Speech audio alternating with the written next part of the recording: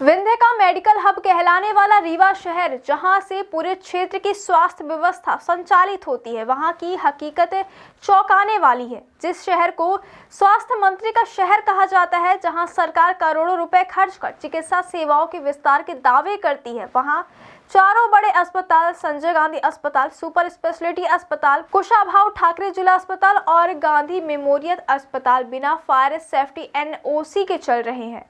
यानी जहां जिंदगी बचाई जाती है, वहीं हर मरीज के सिर पर 24 घंटे मौत मंडरा रही है। विंध्य क्षेत्र का सबसे बड़ा सरकारी मेडिकल सेंटर रीवा का संजय गांधी अस्पताल, जहां हर दिन हजारों की संख्या में मरीज इलाज के लिए पहुंचते हैं, वहां आग से बचाव का कोई ठोस इंतजाम नहीं है। ना तो फायर सिस्टम पूरी तरह चालू है, ना अलार्म सिस्टम काम कर रहे हैं, और ऊपर से अस्पताल के पास फायर सेफ्टी की वैध एनओसी तक नहीं है। नगर निगम के दस्तावेज इस गंभीर लापरवाही की पूरी कहानी कहते हैं।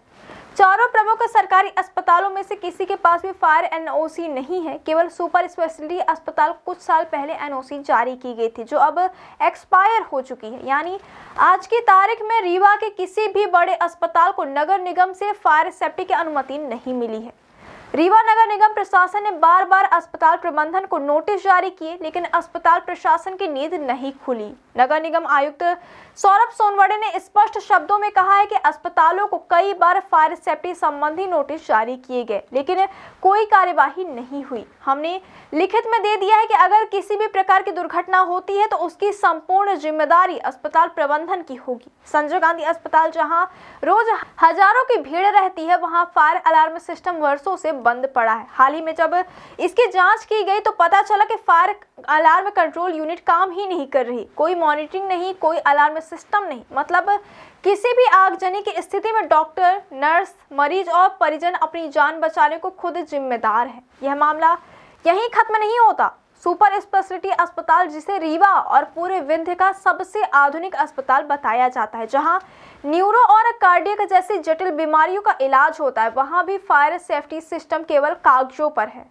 जब जांच टीम ने फायर पाइपलाइन देखी तो जहां पाइप होनी चाहिए वहां पाइप ही नहीं मिली।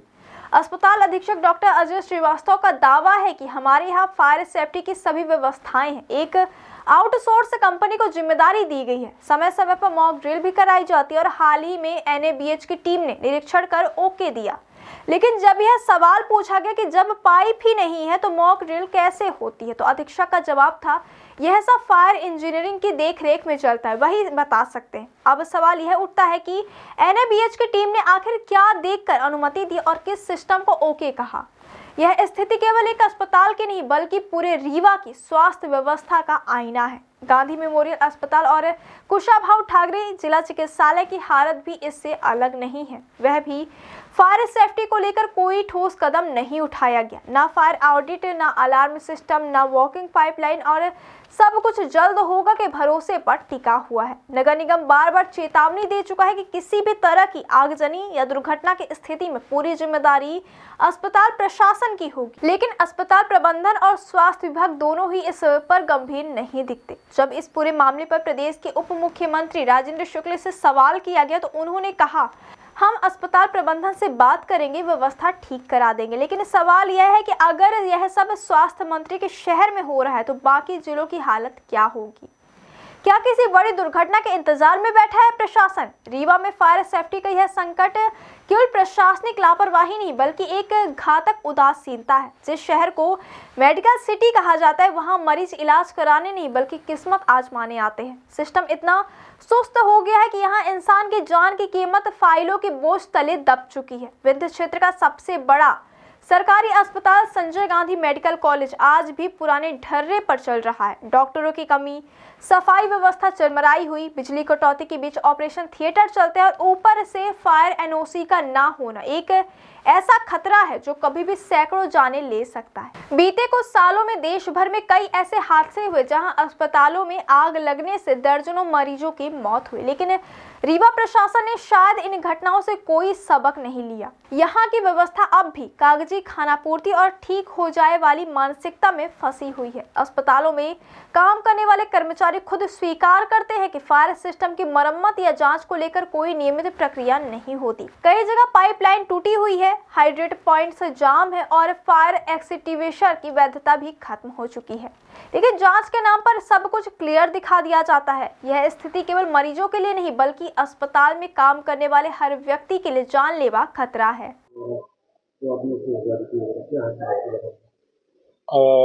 जो फायर एनओसीज है उस संदर्भ में नगर निगम द्वारा लगातार शासन के निर्देशानुसार कार्रवाई की जा रही है।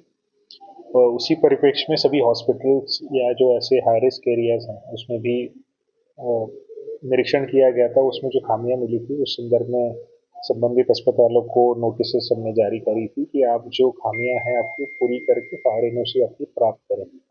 उसी परिप्रेक्ष्य में संजय गांधी अस्पताल को भी नगर निगम द्वारा नोटिस दी गई है, क्योंकि हॉस्पिटल है और हाईली सेंसिटिव एरिया है और उनकी जो व्यवस्थाएं है जिस तरीके से होनी चाहिए उस तरीके से नहीं है, इसलिए संजय गांधी को भी ये नोटिस जारी करा।